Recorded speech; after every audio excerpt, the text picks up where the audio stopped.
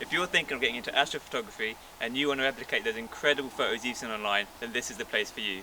In this video I'll be running you through my new equipment which I've just brought in, and then we'll end by taking a snapshot of the moon.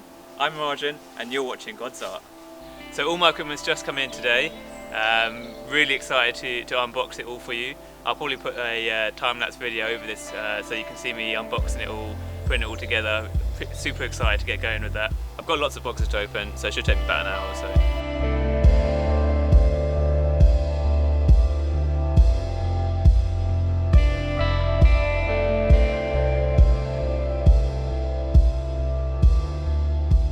So I've just bought the EQ6R mount, Skywatcher, which is a really heavy duty mount. There's a few different thoughts on that, whether you want to go for an EQ5 or an EQ3 or even an EQ8, but obviously the more sturdy you get, the more expensive it gets. So the EQ6 is really mid-tier, a really good entry-level mount. And it also means that I won't have to upgrade it anytime in the future. So if I'm sticking to this hobby for quite a long time, which I'm planning to do, then it's probably good to get the EQ6 because you can upgrade your telescopes and keep using that same mount. Whereas if you get an EQ5, you'll find that when you start upgrading your telescope, you're going to have to then upgrade your mount later down the line and spend the money later anyway. So it's good to get an EQ6, I think, and then you end up saving the money in the long run. My telescope is the Skywatcher 200 PDS. It's meant to be really good for astrophotography. It's a dual speed focuser, and again it's another good entry level, probably upper entry level telescope to purchase. You can end up spending in the thousands if you really want to. It is a really good entry level telescope to get some really good images, and then you can always think about upgrading later down the line if you're really getting into it and you're really enjoying the astrophotography. From what I've seen online, this is a hobby that takes a lot of dedication anyway. So starting off with a good entry level telescope and then thinking about upgrading later down the line is probably the better way to go. The camera I chose to get was a Nikon D5600.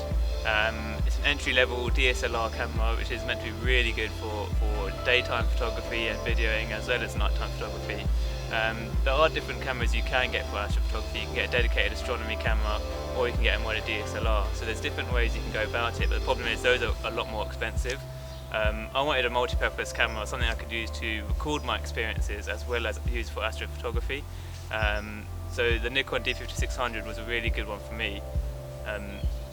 If you do get modded cameras and you do get astronomy cameras, you will get better images, obviously, but like I said, it comes at a price. So the Nikon D5600 is a good way to start the hobby, and then once you start getting good images, you can always upgrade later down the line and just use it as general photography during the day. There's a lot of hidden costs involved as well, which does make your experience better if you want to actually use the telescope for viewing purposes.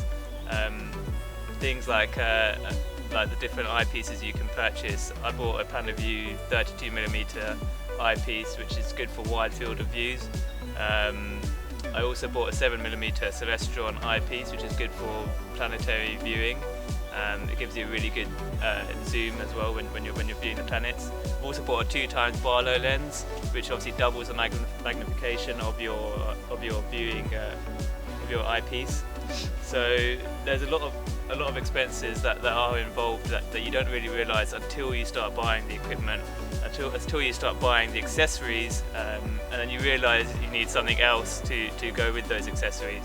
So I've also bought a focal reducer, which is a 0.5 times focal reducer. So when I'm plugging my camera into the telescope, the 0.5 focal reducer basically increases the field of view by 2 times effectively because it's 0.5, which means that I can get a larger image of the night sky, because otherwise if I'm photographing nebula, I may only capture 2/3 of the nebula, whereas with a focal reducer I can then get a wider field of view and capture that whole nebula in one image. Otherwise you end up having to take 2 photographs, having to stitch them together, which can be a massive pain. So the focal reducer is really good, but it's things like that which all cost 80, 90, £100, which do add up. So you've got to manage that and set yourself a budget, stick to it, and really do the research to make sure you know what you're going to be buying. The other thing that you could also think about is buying filters.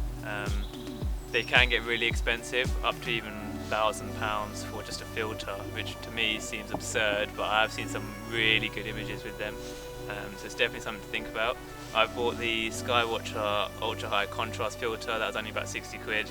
I've also bought the Optolong L Extreme filter, which is just over £200, but that is meant to be a really good filter, and it really punches in hydrogen alpha and O3, which is really good for nebula imaging, and it really just kills all light pollution. I'm currently in a Bortle 8 sky, which is terrible for light pollution. I'm currently living in London, so it's not really good for me, and the L Extreme is actually really good for that, and it kills the light pollution and only really lets in the light from the emission nebula. It is expensive, but I thought I'd just go for it straight away because I want to get straight in there with some really good images. The final thing I've got is a Batonov mask, which is meant to make it really easy to focus the telescope, which otherwise could be quite a pain to get really pinpoint stars in your image. So I bought one of those. They're not expensive at all. So definitely should use that if you are going to be looking into astrophotography. It's definitely a handy little accessory. So we're keeping it really simple today. We're going to be photographing the moon. It's a really easy object to see in the night sky. I was thinking of going a little bit more difficult, going for the Orion Nebula, something like that, but I think for a first attempt at astrophotography I'm going to go for something really simple. So the moon is a really easy to see object in the night sky. The only thing I'm hoping for is for the skies to clear up. Currently it's really cloudy. So hopefully it does that, and then we'll be able to get some really good images. I'll share it at the end of this video, obviously. Hopefully the night will be clear as well, because if it's cloudy we're not going to get a very good image. At the moment it's looking a bit dodgy, so we'll see how it goes.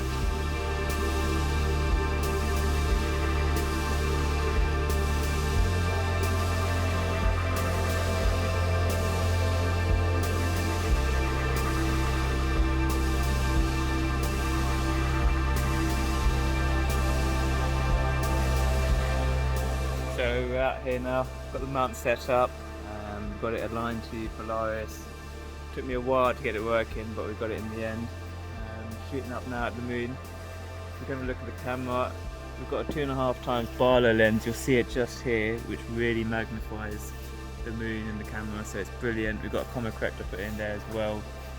That's usually used to make sure that the stars don't get stretched at the end of an image. So, but in this image it's fine because you're only doing the moon, but put the comma corrector in anyway, just for the sake of it. You see the moon up there, it's looking good. It's more or less a full moon at the minute. I think in a couple of days it will be a full moon, but you can get a really nice zoomed in image now. I'm also going to do one without the Barlow lens, so we'll see which one comes out better. I think I'll go for the one without it, but even so, just this magnification just looks stunning. Absolutely love it. I'm just taking loads of different photos of it, putting on different ISO settings, different shutter speeds. We'll pick out the best one afterwards tomorrow morning. I'm going to edit them.